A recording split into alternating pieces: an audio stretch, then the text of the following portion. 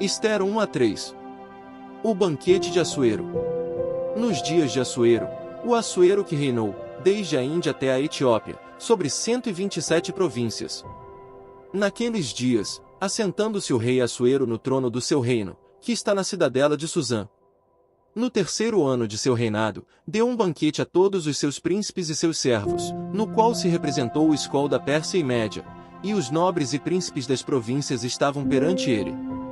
Então, mostrou as riquezas da glória do seu reino e o esplendor da sua excelente grandeza, por muitos dias, por 180 dias. Passados esses dias, deu o rei um banquete a todo o povo que se achava na cidadela de Susã, tanto para os maiores como para os menores, por 7 dias, no pátio do jardim do palácio real. Havia tecido branco, linho fino e estofas de púrpura atados com cordões de linho e de púrpura, argolas de prata e a colunas de alabastro. A armação dos leitos era de ouro e de prata, sobre um pavimento de pórfiro, de mármore, de alabastro e de pedras preciosas. Dava-se-lhes de beber em vasos de ouro, vasos de várias espécies, e havia muito vinho real, graças à generosidade do rei. Bebiam sem constrangimento, como estava prescrito, pois o rei havia ordenado a todos os oficiais da sua casa que fizessem segundo a vontade de cada um. Também a rainha Vasti deu um banquete às mulheres na casa real do rei Assuero. Vasti, a rainha, recusa assistir ao banquete. Ao 7º dia, estando já o coração do rei alegre do vinho, mandou a Melmã, Bista, Arbona, Bigtá, Abagta, Zetar e Carcás, os 7 eunucos que serviam na presença do rei Assuero, que introduzissem à presença do rei a rainha Vasti, com a coroa real, para mostrar aos povos e aos príncipes a formosura dela, pois era em extremo formosa. Porém a rainha Vasti recusou vir por intermédio dos eunucos, segundo a palavra do rei, pelo que o rei muito se enfureceu e se inflamou de ira. Então, o rei consultou os sábios que entendiam dos tempos, porque assim se tratavam os interesses do rei na presença de todos os que sabiam a lei e o direito. E os mais chegados a ele eram Carcena, Setar, Adimata, Tarsis, Meres, Marcena e Memucã, os 7 príncipes dos persas e dos medos, que se avistavam pessoalmente com o rei e se assentavam como principais no reino. Sobre o que se devia fazer, segundo a lei, a rainha Vasti, por não haver ela cumprido o mandado do rei Assuero, por intermédio dos eunucos. Então, disse Memucã na presença do rei e dos príncipes, a rainha Vasti não somente ofendeu ao rei, mas também a todos os príncipes e a todos os povos que há em todas as províncias do rei Assuero. Porque a notícia do que fez a rainha chegará a todas as mulheres, de modo que desprezarão a seu marido, quando ouvirem dizer, mandou o rei Assuero que introduzissem à sua presença a rainha Vasti, porém ela não foi. Hoje mesmo, as princesas da Pérsia e da Média, ao ouvirem o que fez a rainha, dirão o mesmo a todos os príncipes do rei, e haverá daí muito desprezo e indignação. Se bem parecer ao rei, promulgue de sua parte um edito real, e que se inscreva nas leis dos persas e dos medos e não se revogue, que Vasti não entre jamais na presença do rei Assuero, e o rei dê o reino dela a outra que seja melhor do que ela. Quando for ouvido o mandado, que o rei decretar em todo o seu reino, vasto que é, todas as mulheres darão honra a seu marido, tanto ao mais importante como ao menos importante.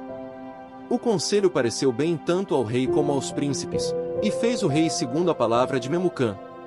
Então, enviou cartas a todas as províncias do rei, a cada província segundo o seu modo de escrever e a cada povo segundo a sua língua, que cada homem fosse senhor em sua casa, e que se falasse a língua do seu povo. Ester feita rainha.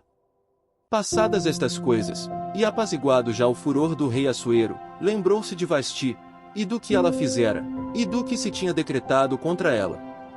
Então, disseram os jovens do rei, que lhe serviam, tragam-se moças para o rei, virgens de boa aparência e formosura. Ponha o rei comissários em todas as províncias do seu reino, que reúnam todas as moças virgens, de boa aparência e formosura, na cidadela de Susã, na casa das mulheres, sob as vistas de Hegai, eunuco do rei, guarda das mulheres, e deem-se-lhes os seus ungüentos. A moça que cair no agrado do rei, essa reina em lugar de Vasti. Com isto concordou o rei, e assim se fez. Ora, na cidadela de Susã havia certo homem judeu, benjamita, chamado Mordecai, filho de Jair, filho de Simei, filho de Quis. que fora transportado de Jerusalém com os exilados que foram deportados com Jeconias, rei de Judá, a quem Nabucodonosor, rei da Babilônia, havia transportado. Ele criará Hadassa, que é Ester, filha de seu tio, a qual não tinha pai nem mãe, e era jovem bela, de boa aparência e formosura. Tendo-lhe morrido o pai e a mãe, Mordecai a tomara por filha. Em se divulgando, pois, o mandado do rei e a sua lei, ao serem ajuntadas muitas moças na cidadela de Susã, sob as vistas de Hegai, levaram também Ester à casa do rei, sob os cuidados de Hegai, guarda das mulheres. A moça lhe pareceu formosa e alcançou favor perante ele, pelo que se apressou em dar-lhe os ungüentos e os devidos alimentos, como também 7 jovens escolhidas da casa do rei, e a fez passar com as suas jovens para os melhores aposentos da casa das mulheres. Ester não havia declarado seu povo nem a sua linhagem, pois Mordecai lhe ordenara que o não declarasse. Passeava Mordecai todos os dias diante do átrio da casa das mulheres, para se informar de como passava Ester e do que lhe sucederia. Em chegando o prazo de cada moça vir ao rei Assuero, depois de tratada segundo as prescrições para as mulheres, por 12 meses, porque assim se cumpriam os dias de seu embelezamento, 6 meses com óleo de mirra e 6 meses com especiarias e com os perfumes e ungüentos em uso entre as mulheres. Então, é que vinha a jovem ao rei, a ela se dava o que desejasse para levar consigo da casa das mulheres para a casa do rei. À tarde, entrava e pela manhã, tornava a segunda casa das mulheres, sob as vistas de Sasgais, eunuco do rei, guarda das concubinas, não tornava mais ao rei, salvo se o rei a desejasse, e ela fosse chamada pelo nome. Ester, filha de Abiaiú, tio de Mordecai, que a tomara por filha, quando lhe chegou a vez de ir ao rei, nada pediu além do que disse Hegai, eunuco do rei, guarda das mulheres. E Ester alcançou o favor de todos quantos haviam. Assim, foi levado Ester ao rei Assuero, à casa real, no 10º mês, que é o mês de Tebete, no 7º ano do seu reinado. O rei amou a Ester mais do que a todas as mulheres, e ela alcançou perante ele favor e benevolência mais do que todas as virgens. O rei pôs-lhe na cabeça a coroa real e a fez rainha em lugar de Vasti. Então, o rei deu um grande banquete a todos os seus príncipes e aos seus servos. Era o banquete de Ester, concedeu alívio às províncias e fez presente segundo a generosidade real. Quando, pela segunda vez, se reuniram as virgens, Mordecai estava sentado à porta do rei. Ester não havia declarado ainda a sua linhagem e o seu povo, como Mordecai lhe ordenara, porque Ester cumpria o mandado de Mordecai como quando a criava. Mordecai descobre uma conspiração. Naqueles dias, estando Mordecai sentado à porta do rei, 2 eunucos do rei, dos guardas da porta, Bigtã e Teres, sobremodo se indignaram e tramaram atentar contra o rei Assuero. Veio isso ao conhecimento de Mordecai, que o revelou à rainha Ester, e Ester o disse ao rei, em nome de Mordecai. Investigou-se o caso, e era fato, e ambos foram pendurados numa forca. Isso foi escrito no livro das crônicas, perante o rei. Mordecai odiado por Amã. Depois destas coisas, o rei Assuero engrandeceu Amã, filho de Amedata, Agagita, e o exaltou, e lhe pôs o trono acima de todos os príncipes que estavam com ele. Todos os servos do rei, que estavam à porta do rei, se inclinavam e se prostravam perante Amã, porque assim tinha ordenado o rei a respeito dele. Mordecai, porém, não se inclinava, nem se prostrava. Então, os servos do rei, que estavam à porta do rei, disseram a Mordecai, por que transgrides as ordens do rei? Sucedeu, pois, que dizendo-lhe eles isto, dia após dia, e não lhes dando-lhe ouvidos, o fizeram saber a Amã, para ver se as palavras de Mordecai se manteriam de pé, porque ele lhes tinha declarado que era judeu. Vendo, pois, Amã que Mordecai não se inclinava, nem se prostrava diante dele, encheu-se de furor. Porém teve como pouco, nos seus propósitos, o atentar apenas contra Mordecai, porque lhe haviam declarado de que povo era Mordecai. Por isso, procurou Amã destruir todos os judeus, povo de Mordecai, que havia em todo o reino de Assuero. Amã pretende matar todos os judeus. No 1º mês, que é o mês de Nisã, no ano do 10º do rei Assuero, se lançou-o por, isto é, sortes, perante Amã, dia a dia, mês a mês, até ao do 10º, que é o mês de Adar. Então, disse Amã ao rei Assuero, existe espalhado, disperso entre os povos em todas as províncias do teu reino, um povo cujas leis são diferentes das leis de todos os povos e que não cumpre as do rei, pelo que não convém ao rei tolerá-lo. Se bem parecer ao rei, decrete-se que sejam mortos, e nas próprias mãos dos que executarem a obra, eu pesarei 10.000 talentos de prata para que entrem nos tesouros do rei. Então, o rei tirou da mão o seu anel, deu-o a Amã, filho de Amedata, Agagita, adversário dos judeus. E lhe disse, essa prata seja tua, como também esse povo, para fazeres dele o que melhor for de teu agrado. O rei decreta a morte dos judeus. Chamaram, pois, os secretários do rei, no dia 13 do primeiro mês, e segundo ordenou Amã, tudo se escreveu aos sátrapas do rei, aos governadores de todas as províncias e aos príncipes de cada povo, a cada província no seu próprio modo de escrever e a cada povo na sua própria língua. Em nome do rei Assuero se escreveu, e com o anel do rei se selou. Enviaram-se as cartas, por intermédio dos correios, a todas as províncias do rei, para que se destruíssem, matassem e aniquilassem de vez a todos os judeus, moços e velhos, crianças e mulheres, em um só dia, no dia 13 do 12º mês, que é o mês de Adar, e que lhes saqueassem os bens. Tais cartas encerravam o traslado do decreto para que se proclamasse a lei em cada província. Esse traslado foi enviado a todos os povos para que se preparassem para aquele dia. Os correios, pois, impelidos pela ordem do rei, partiram incontinenti, e a lei se proclamou na cidadela de Suzã. O rei e Amã se assentaram a beber, mas a cidade de Suzã estava perplexa. 1 Coríntios 11 versículos 17 a 34. Instrução quanto à celebração da ceia do Senhor.